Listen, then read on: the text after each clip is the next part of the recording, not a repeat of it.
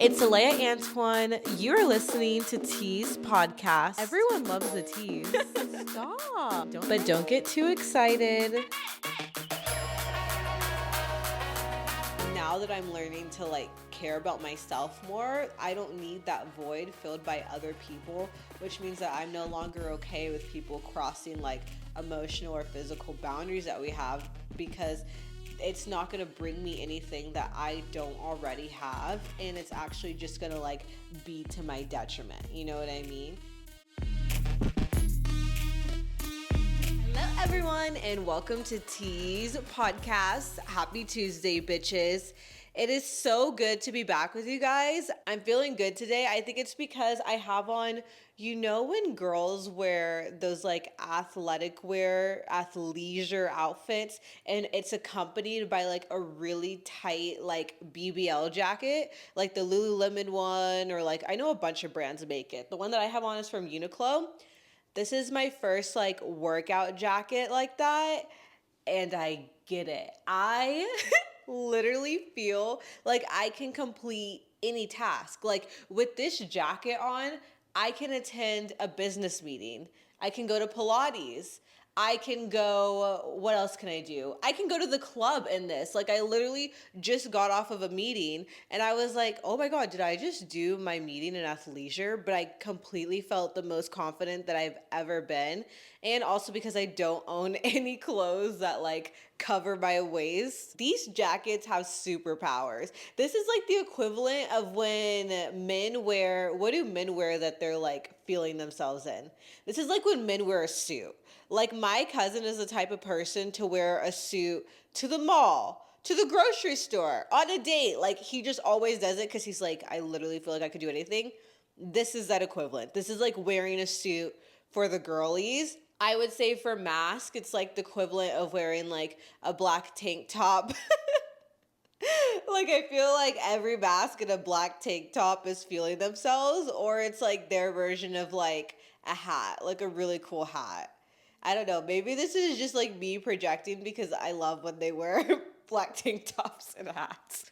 I don't know if that's part of the uniform, but I'm sure it is. Guys, this summer has been so ridiculous. I came into this summer thinking, oh my gosh, I'm going to get so much done. I'm going to be working and doing the pod and doing all of these things, And then I didn't get a job. I didn't get a job for the summer. Well, I have a job, but okay. I need to stop saying that I don't have a job because let's be for real. I work 1 day a week and that's work. Work is work. I'm not going to deprive myself of being part of the working culture. I am doing both. But I told myself, I was okay, we're going to be grinding, you know what I mean? But for some reason, whenever I'm oh my God, I'm going to overload myself, the universe is nah, nah, nah. So I didn't get a job. I was on a 7-month job hunt, which is insane. And I think it might have been a blessing in disguise. Now, on my last episode, I'm not going to lie, towards the end, I was bitter. I was bitter about the job hunt here. I was bitter about the standards here. And I'm not condoning any of it still, but I actually did get a new job, but I haven't filled out the paperwork or anything, so we're not even going to talk about it because I don't want the rug to get pulled out from under me. I don't know what type of psychological issue that is, but I used to be the person that was I'm gonna do this and I'm gonna do this, and then you manifest it by telling everyone. But I realize I don't like that strategy because then if you don't get what you're talking about, then everyone asks you about it. Versus when you're trying things and moving in silence, no one's gonna check in with me. If I fail, it's to myself, no one else will know. So I got a new job and I was oh my God, especially in this economy with a 7-month job hub, I had literally given up, especially because I saw a tarot card reader around when I first moved here. It was around when I first moved here, and because January auditions that I did had already passed, didn't make it to the actual hiring part, you know what I mean? So I was fuck, like, what am I going to do with my life here? How am I going to make money? What am I going to work on? You know what I mean? And honestly, I can't even tell you how I've been making money. For some reason, I feel like every time I get a little bit worried, some opportunity comes to like pick up our shift or like a refund check or like, I don't know. Like, it's just like the universe is really like holding me up by the ass right now. But I didn't get the jobs in January, you know what I mean? And probably because it's connections based too. I think there's not a lot of slots in general. Then there's not a lot of slots for a certain look. And then it all is about connections. Like that has been my biggest lesson in Vegas because the way that I even got the job that I got now was through nepotism. Like the one time that I get a job on a 7-month job hunt in Vegas is because I knew someone. So that just proves it. My hypothesis was correct. I literally feel like I just went on a 7-month long social experiment, which I'm not mad about because literally I was like the kid, like I am obsessed with like psychology. And I'm not saying that in a way of like, oh my God, like I want to know about psychology. No, like if I if like I have a weird conversation with like a friend or like anything, like I go to ChatGPT and I was like, what's the psychological thing of this? When I like go into meetings and stuff, I'm like psychologically, what would catch their eye? Like I don't know, like I'm really obsessed with it, and I feel like that's why I sometimes come off as like a people watcher is because I'm literally just analyzing them for fun. And you know what it is? Like, I was literally reading this self help book. I think I've told you about it before, but I absolutely recommend it. I feel like it changed my life. It's called The Subtle Art of Not Giving a Fuck. Oh my God. When I tell you, like, changed my whole perspective, I feel like I'm an instantly chiller and more like chill person. I'm not normally chill. Like, I'm gonna be honest. Like, when people are like, oh my God, I'm so chill, like, I'm chill, like, I am not chill. I am not a chill girl at all. I'm chill in the sense of, like, I don't give a fuck about a lot of things. But when it comes to, like, actually, like, moving through life, like, I don't think I fall into the chill category.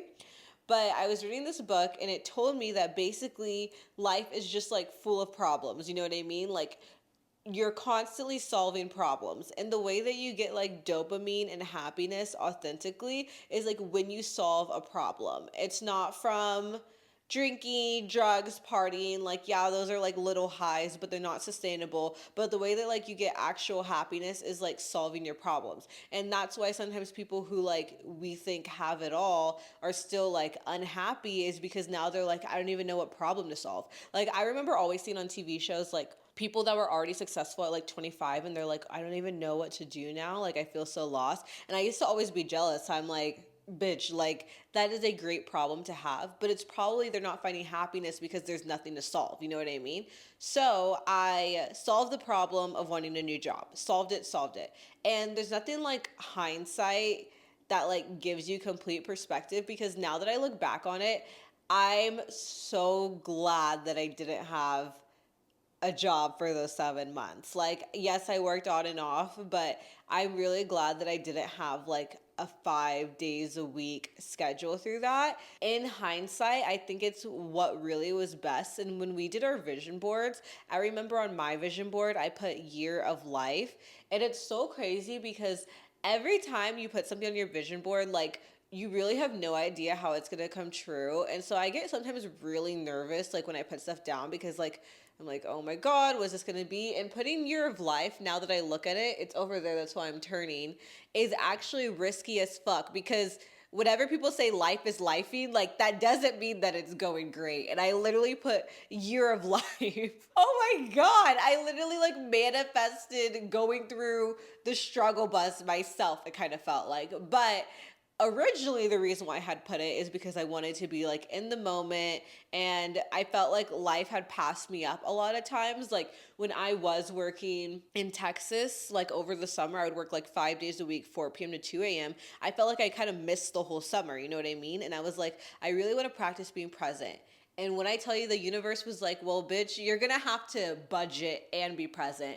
But it was like the best summer and like the happiest that I've ever been, which is crazy because I personally like always think that like happiness comes from like shopping. Like, oh my God, I made this much money. Now I can buy this. You know what I mean? And I actually like haven't shopped in a really long time, at least over a month, maybe 2 months. Yeah, it's been a while. It's been a while. But I have so many outfits that I haven't worn. So this was also to hold me accountable and be like, you're not getting any new clothes, Alea, until you wear what's in your closet. Wear what's in your closet because I am an outfit saver. I'm an outfit saver. I usually hate repeating outfits, but I've actually been repeating some outfits and it's kind of powerful. I think for me, the secret to repeating an outfit is that like you have to be in a completely different space. Like if I didn't wear it in Vegas and I just moved here, then like it's basically like I've never worn it before. And if the picture's at the bottom of my feed, then who cares? And honestly, let's be for real, no one's checking my feed. But I feel like I've like gained so much clarity like over the summer. It's crazy because I realized that like when I used to have alone time, I would feel really uncomfortable. Like, you know how we all always complain like, "Oh my God, I just want an alone day. I just want to spend time at home. I want to do an activity. I want to go to like my pool." You always say that, right? And then the time comes where you could be alone with yourself and you get really antsy. You start going online, you maybe FaceTime a friend, you call a friend, and next thing you know, your alone time is already gone down the drain. You didn't even do it. And that's how I used to always be. Like, if you looked at me when I was 21, like, if I was alone, I was FaceTiming a friend, I was calling my long distance friend. I, like, couldn't fathom the fact of like really like being in touch with myself and like living like a slow paced life, you know what I mean? And I feel like this summer being 23, I have actually lived a more like, oh my God, I had a soft girl summer. Oh my gosh, without even trying. I think I did. I like had a very slow pace of life and it was absolutely beautiful. Like I would say my normal schedule was wake up at whatever time I want to, and I am not gonna lie to you guys. I don't wake up at 5 a.m. I don't wake up at 7 a.m. I don't wake up at 9 a.m. I don't really wake up at 10 a.m. I wake up at like 11 a.m. 11 a.m. to noon is like my peak. Like, also because whenever I wake up early, I end up just ruining the rest of my day because I'm grumpy. So I would wake up at like 11 a.m., right? Have breakfast or something, work on the podcast, post my content that I like drafted to post for the morning. And then I would maybe go run an errand, like go to Trader Joe's, go to the mall, like to return stuff. I don't know. Like I would just run an errand just to get outside of the house, come back, have lunch, work on the podcast again. Then I would go to the gym, maybe do some yoga, go to the pool, read my book, come back home, have dinner, watch TV, and then if I had like the late night zoomies where like I had a lot of energy at night, work on the podcast again.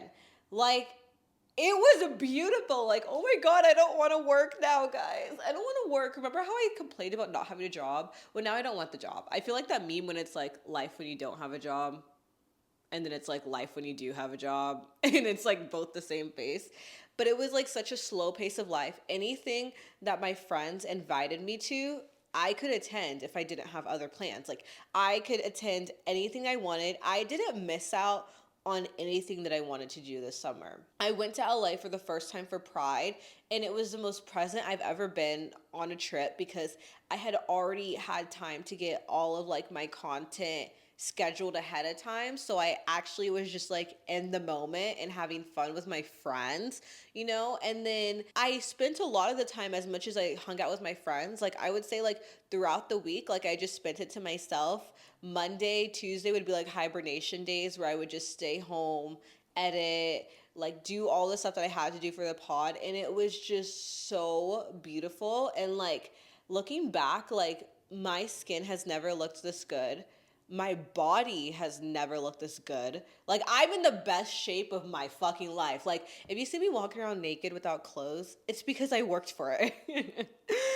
And I feel like the podcast with us is like doing so well. I feel so much less stressed out. Like I'm trying to really like get in touch and like say all the parts of me because I know I could come off as maybe sometimes like really positive, you know what I mean? But like I get some like depression spells. Like it's really bad. Like I will get in funks and like I think that no one really knows that because I really do keep those I really do keep those cards close to my chest, you know what I mean? In this like revelation of like being present and everything, I've like learned to love like the sad, dark, depressed parts about myself, which is really strange. Like basically a night for me with depression looks like cuddling up on the couch, working on something so I can feel productive and good about myself, playing the weekend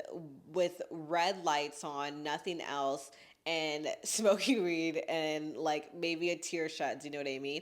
And I used to always get so mad at myself when I would be like that. Like I'd be like, oh my God, like no one else does this. You need to be happy, you know what I mean? And now I've gotten to a point to where like that's when I'm like in my most creative mode. Like these podcast guys are getting edited when I'm like in that mode. The titles, all that stuff are getting made when I'm in that mode. And I've actually like learned to like actually like go into that mode intentionally and be like, I'm not feeling that great. Instead of me trying to avoid the feeling, why don't I just submerge myself in it and take that power back, you know? Because a lot of times when we're feeling like down or bad about ourselves, you try to avoid it or instantly cure it. But there are some times where you just need to feel it and it kind of really minimizes it. Like it's like, okay, if I accept this, is it really that bad then? You know what I mean? And I feel like I had a lot of time to like self-reflect.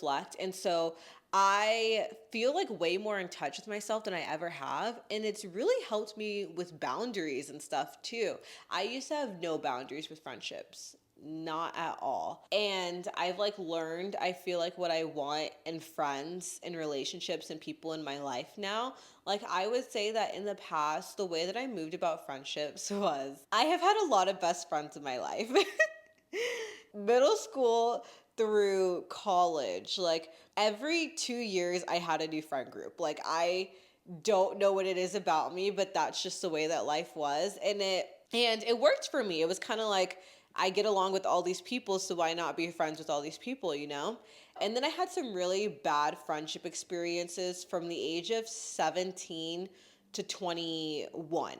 I would say 17 to 21, I had a lot of like really unhealthy, toxic friendships. And I think that a lot of people feel that with relationships. They're like, I don't know what was wrong with me in that point.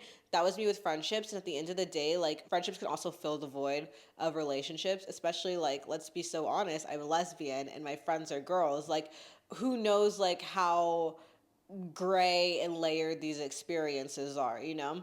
I used to move about friendships thinking not ever that I was a victim, but like that at some point I was gonna get fucked over, and at some point I was gonna probably fuck over the other person too. Like, I was kind of like, okay, if you come at me, then like I am going to come at you 10 times harder. You know what I mean? It's like that always being on edge defensive. It's like walking around with your dukes up and your fist up all the time, just like waiting for someone to attack you. You know what I mean? And so I was the type that was like, I'm very trusting and you can do anything until like it gets really bad, because like I will say that like I've had a lot of blow ups, you know what I mean? It hasn't always been like small things, or it would be small things that led to blow ups. So I already was like, I guess, a pessimist in a way, but then also I was like battling pessimism with optimism. Like on one hand, I had no boundaries. That was like the optimism in me, because I'm like, okay, if I'm going to be trusting, no boundaries. And the pessimist in me was like, well, once they break and fuck me over, then it's going to be a blow up. This sounds so confusing, but to put it so simply, basically what happened was I was so trusting and so desperate for love and attention that I had no boundaries. So the reason that I had blowups and chaotic things in my friendship, I could have nipped the little things in the bud by having a boundary, but since I had no boundaries, it had to escalate to a ridiculous amount for it to actually blow up. Like, does that make sense? And I have been doing a lot of work on myself, and I'm like, why did my friendships go this way? Like, yes, it gives me funny stories. Yes, I can say she's a bitch, they're a bitch, whatever. But like, what is my role in playing it? And I want to go deeper than just I was mean to her too, or I got back at her too, or like I said this to them too. Like, I want to go deeper than that and like think psychologically, like, what am I doing in friendships that I keep getting in these same bad ones for over 5 years? You know what I mean? Like, there's something that I'm doing that's wrong. And I realized that, again, it all goes back to your childhood, you know? And I realized that in friendships, I was choosing people who I wanted to like be the center of attention, basically. Like, only child syndrome. Like, I wanted them to like love me, be obsessed with me. Like, I always used to say, like, I don't like people who don't like me. And yes, that could come off as like confident and like, yeah, I don't accept anything less. But it also has a really, really bad consequence that comes with it. And it's that whole thing to where like you don't realize when someone's crossing your boundaries, because if they disguise it with just the right amount of love, I'm obsessed. You know what I mean? Like, I would have a friend breaking these boundaries, maybe crossing lines that shouldn't have been crossed, saying things that shouldn't have been said. But when they masked it as, you know, like, I love you and that's why I'm saying this, like, I instantly was like, okay, like, well, they love me. You know what I mean? Like, it was like this really like desperate attempt for like love and validation, you know?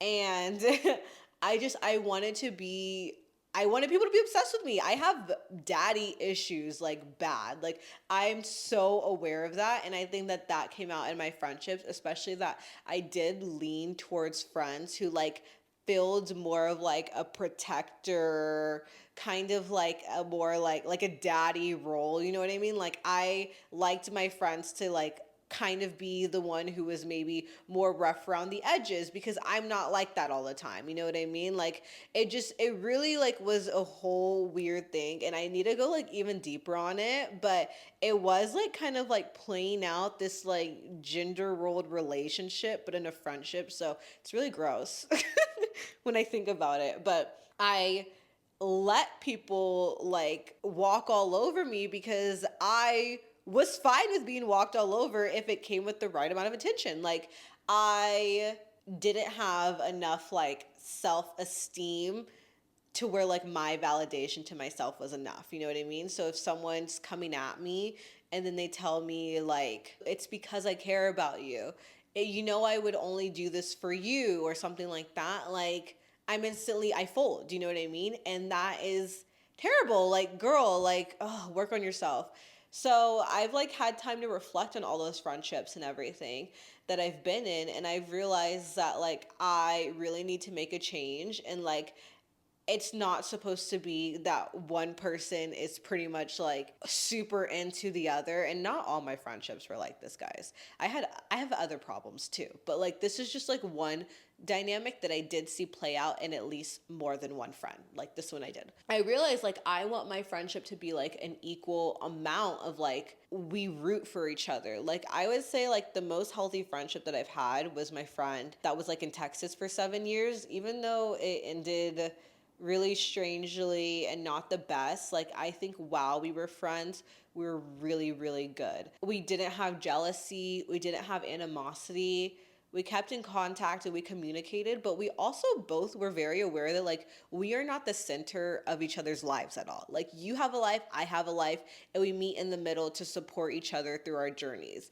And when I think about that, like, I want a friendship like that again. You know what I mean? Like, that was a really amazing friendship. And even though I spent a really long time being so pissed off about the way it ended, but sometimes things just end because they have to. And I can now like look in hindsight and be like, one thing that I'm so thankful for, that like I'll always be thankful for her for, is like really giving me a good example at one point in time of like what relationships with other people should look like, you know? So that has been like a really good thing for me to reflect on. So I'm like trying to move with more intention in my friendships and relationships. And I used to be someone that moved with FOMO and says yes to everything.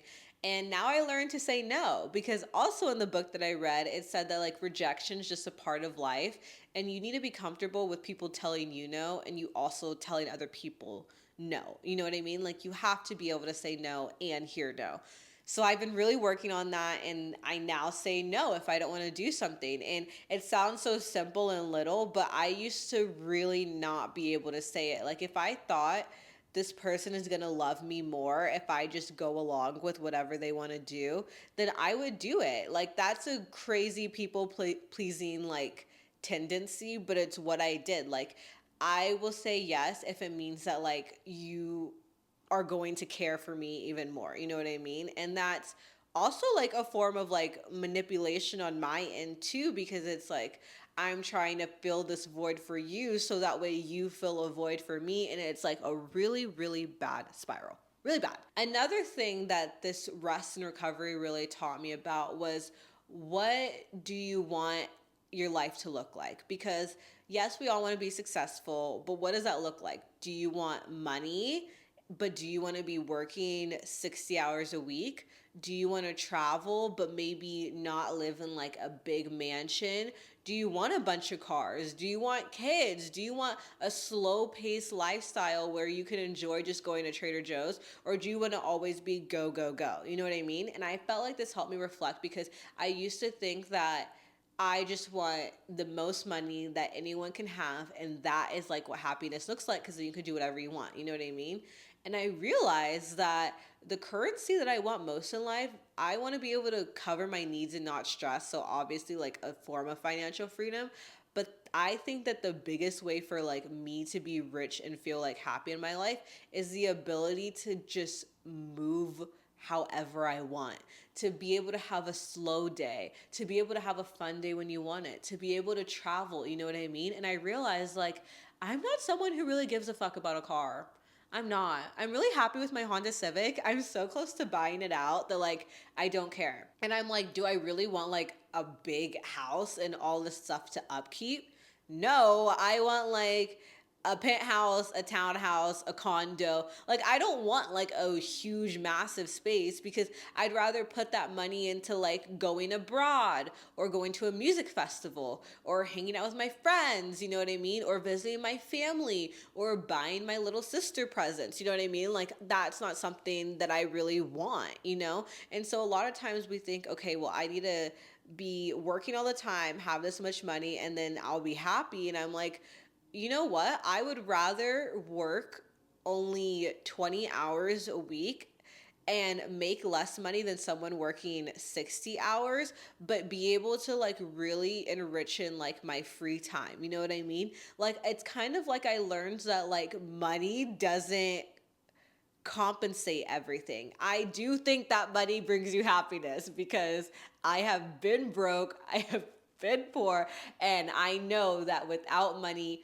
your life is going to be really effing difficult. But I think that once we all reach that goal of like getting into a more financial free space, is it like, do I want to keep grinding just so I could have all of this and reach all these things? Or do I want to just like enjoy it and move about life, doing what I want, moving at a slower pace? And I think that that's like the type that I want to live. I used to always think it was the latter, but now I feel like I'm in that. You know what I mean? And I think it just goes with your goals. Like, I don't want kids, you know what I mean? So like a house, a space, a yard isn't something that like is valuable or like something that needs to be prioritized to me. You know what I mean? And another question that came to me was, what challenges do I want in life? Because with that whole thing of there is always going to be a problem, what problems can you take on? So maybe you're like, I can work 60 hours a week. That's a problem I want to have, because I'm not willing to not have a big house. You know what I mean? So like it's kind of like life is about determining your problems, you know? And I don't like working that much. I don't want to work 60 hours. That's a problem that I'm not willing to have, but learning how to like save money, how to be wise with it, that's a problem I'm used to that like I would not be uncomfortable with, you know? And so it's like, what challenges do you want to have in life? Because you're never going to reach a point of nirvana, utopia. You're never going to not have an issue. You will always have an issue. And the question is, what kind of like issues are okay for you? Because sometimes like I see people who are like creators, right? And they're like, oh my God, I'm so tired. I had to fly here. I had to fly here. I had to attend this event. I had to do this. And I'm like, I could so take those problems. But then the problem of like, okay, well, I'm a billionaire, so I work 60 hours a week, like, and I don't contribute to like the larger economy, and I kind of like actually take from the poor. Like, that's not a problem I want to have. That's like a moral flaw that I just don't wish upon myself. You know what I mean? And so the reason why I'm going through these questions, guys, is also because it is officially the second half of the year. It is the second half of the year. You already finished a whole half of 2025. And when you look at your January self, do you think, oh my gosh, I'm where I want to be? Or do you think I really want to like implement change these last months? I think I'm in a middle ground. I think I have accomplished a lot that I want to. And I think I have a whole other half of the year to do that. And also, a year really isn't the biggest way that you should measure your time. Like, it's not like your life just stops and it's like, all right, start over like a game. You know what I mean? No, like measure your life in like a decade or something like that gives you a lot more time. But if we're thinking in terms of year, I think that coming like to terms with these questions is really good, especially like as we go into fall and winter. Like there's less distractions and there's less like instant dopamine hits than there are during the summer. Like summer, I can just go outside, be in the sun, go to a pool, drink during the day, party, and I'm like instantly happy. You know what I mean? Not saying that those are healthy forms, but during the winter, like there comes like a lot more structure. There comes rain. There comes seasonal depression for a lot of y'all, you know? And so it's really about like finding these answers in yourself to like kind of make it easier to coast along until next summer comes. So I'm gonna keep going with questions for y'all, but yeah, let's just really dive in. Okay, the next one that I have been thinking about is what am I willing to tolerate with people?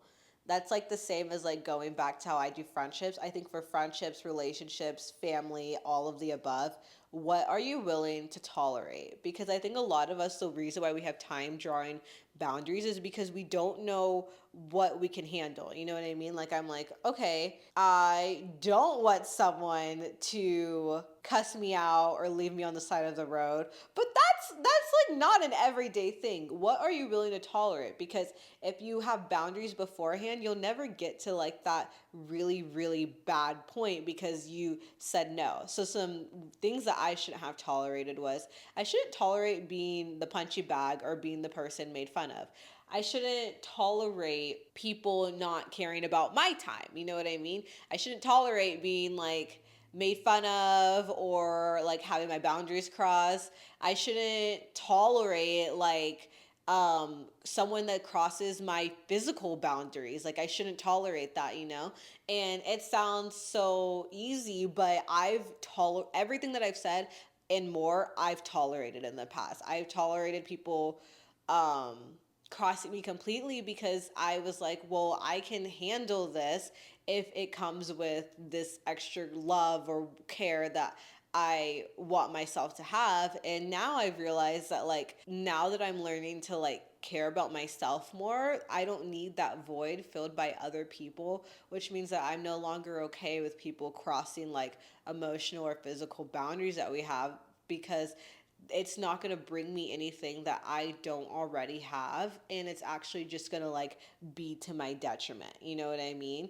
And I feel like that's a really hard thing. Like I literally feel my body like shaking and tensing up when I'm even talking about this. Like, oh my god, it's like when your body goes through a form of like, I don't know, like I guess when you go through trauma and then you like think about the trauma, but like you can like feel like a physical sensation. I'm literally feeling that right now, guys. Like cuz I'm just like having flashbacks and stuff, and I'm like, oh my gosh, like I'm so sad for the younger version of me. Like she was definitely just surviving, and like now I want to like enter a point where I'm thriving. You know what I mean? Because I feel like at one point we all come to a realization that we've put up with a lot for a long time. It's like you're coasting through and then you finally wake up. And I thought I woke up a while ago, but I feel like I just now am, you know? And it's just little by little. I'm sure that like in 2 years I'll be like, what was I doing when I was 23? You know what I mean? Because I am only 23. So, like, how much do I really know? Another thing that has really dawned on me is what privileges do I have in life? Because when I look at my life on a large scale, I can sometimes come off probably as someone who's like this happened to me and this happened to me, like a really victim mentality. But I think when we all look at our life, we all have privileges. You may not be a Nepo baby, you may not have a trust fund.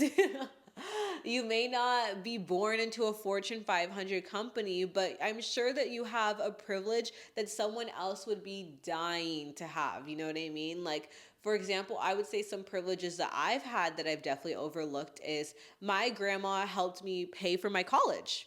I don't have college debt or student loans because of her. You know, like how many people like wish that they could say that, and I'm over here comparing myself to other people when it's like, yeah, maybe in my personal life I was struggling, maybe I haven't been able to afford certain things, maybe I like lived in situations I didn't want to live in, but that is a blessing that came with that. You know what I mean? Another blessing that I would say, or another privilege that I have, is like, um Kai's military stuff covers our rent. It covers our rent, and so I am able to go through that job hunt journey without worrying about covering that from my own pocket. You know what I mean? And yes, I maybe never had help in my life financially with like day to day stuff.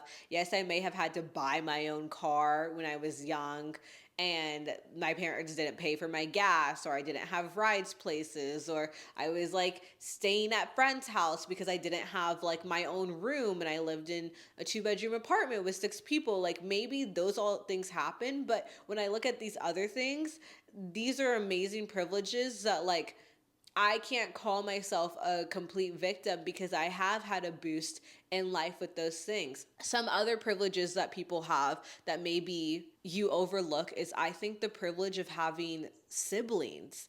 I have 2 siblings, but they're much, much younger than me. They're 7 and 9. And when I look at people who have siblings who are like really close in age, like what a privilege and a blessing it is to like have someone to navigate life with, to ease the burden, to like feel like you can rely on someone who gets you unconditionally around this age, someone that like you really are living a lifetime in the same with. Like that is a huge privilege, and it definitely goes overlooked because I'm sure that a lot of people look at their siblings and are like, I can't fucking stand you, and they don't see that like they really got like that big of a blessing. Maybe you're sad because you're living at your parents' house right now and you're in your 20s, but what a blessing it is that like you have a parents' house to live in. You know what I mean? Like you maybe have your own bathroom. Like, oh my gosh, when I got my own bathroom when I went to college, I was like, oh my gosh, what a life. I am rich. I have my own bathroom. There's people who have their own bathroom when they're like 12, but they don't realize like what a blessing it is. And I think the reason that we just don't know our privileges is because we're always seeing what we don't have. We're always seeing what we lack. You know what I mean? And yes, there are people who definitely have it so much better than you. They will never have to worry about a lot of things in their life. But there are things that you either have help with or that you don't have to worry about because of what you've been blessed with too. You know what I mean? I think we can all look deep down and like find things where we're like, you know, I know someone that doesn't have that, or this is like what actually like really has like made my life easier. You know what I mean? And with those privileges, I think like you kind of like learn what role you want to take on in life. I would say that's like the last thing that I've been really thinking of is like, what role do you want to play in life? Like, do you always want to be a perpetual caretaker? Do you want to be a support system? Do you want to be the person that everyone calls when they have an issue?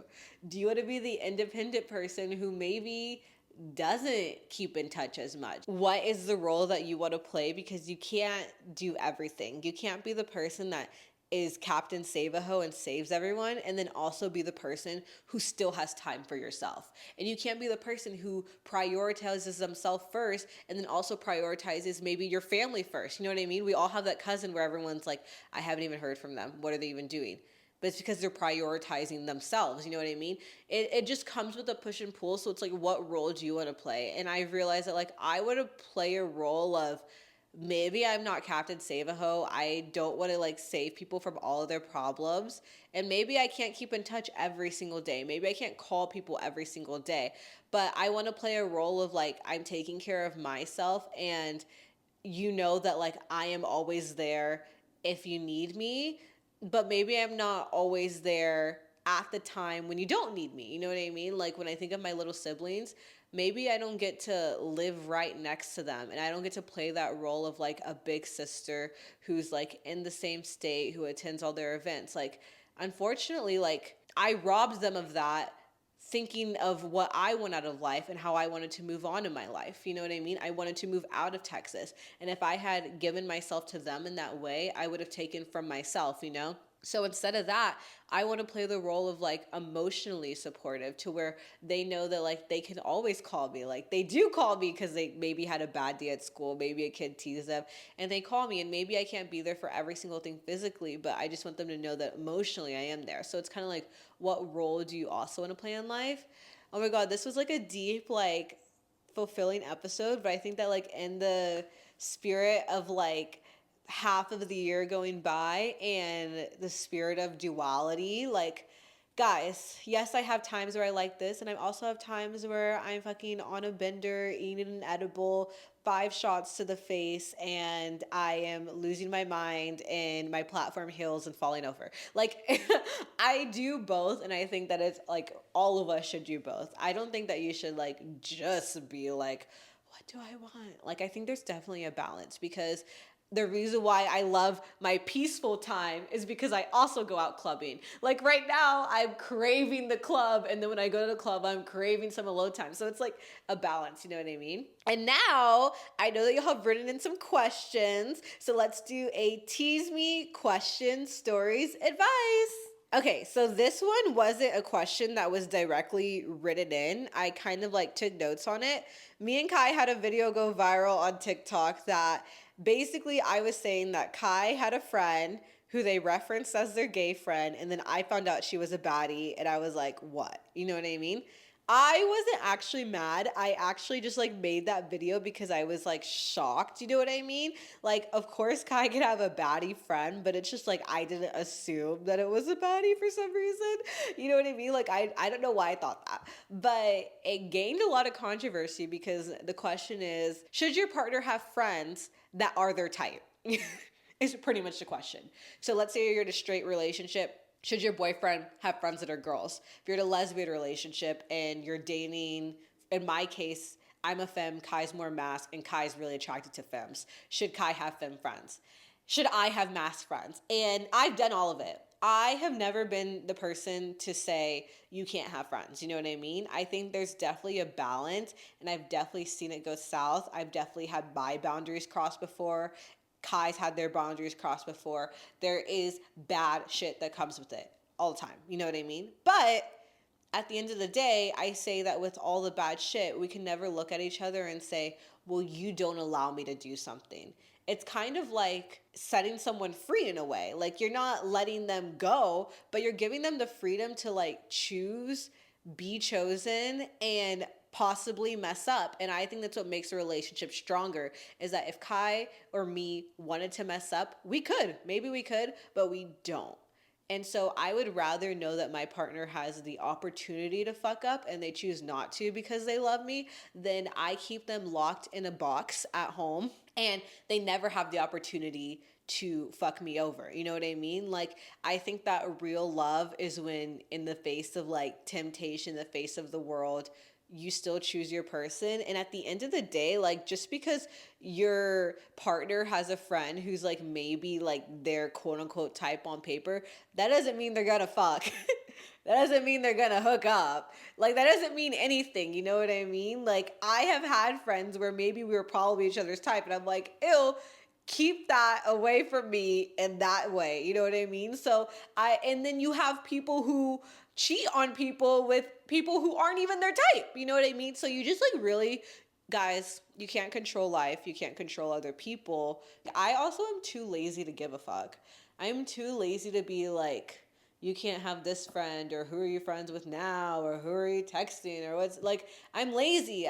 The time that I would spend going through all that is time that I could literally be working on the podcast. I could be shopping, I could be making money, I could be getting my hair done, my nails, I could be doing anything else but focusing on that. So like for me, I always say like, if I were to get fucked over, like, oh well, not gonna happen, but let's just say it did. in an alternate other universe, you know what I mean? Then that's just what was supposed to happen. That's how it's supposed to go. Okay, next question. Hi, Alea. I have been thinking about moving to Vegas for a while now, and since you live there, I'm wondering, do you think I should go ahead and do it? Full send. Um, Vegas is weird. I would say if you just have like an undying love and you're hooked on Vegas, like when I moved here, no one could talk me out of it. I wanted to move here so bad. I was like, no matter what you say, I will not be talked out of it. Like all the struggles that I've talked about you guys with, the job hunt, all that, I was warned. I was warned and I didn't care and I didn't listen because I wanted to move here so bad. So if you have that innate feeling, do it. Don't rob yourself of that. I think that if you're going to move to Vegas, as far as like jobs and stuff, like have a savings account. Do not move to Vegas without a savings account. Have a savings account. You need to have backup. And I think that the best way to move to Vegas is if you already have a job lined up or you already know someone that has a connection that will make it easier for you. That's what I would say. Okay, guys, thank you so much for listening today. Please be sure to rate the show 5 stars on Spotify, on Apple. We are at Tease Pod on Instagram, at Tease Podcast on every other platform. I am at Alea Antoine if you want to follow me. And be sure to subscribe on YouTube. You can always watch this on YouTube and Spotify if you want the visual too. I love you guys, and I will see y'all next Tease Tuesday. Bye.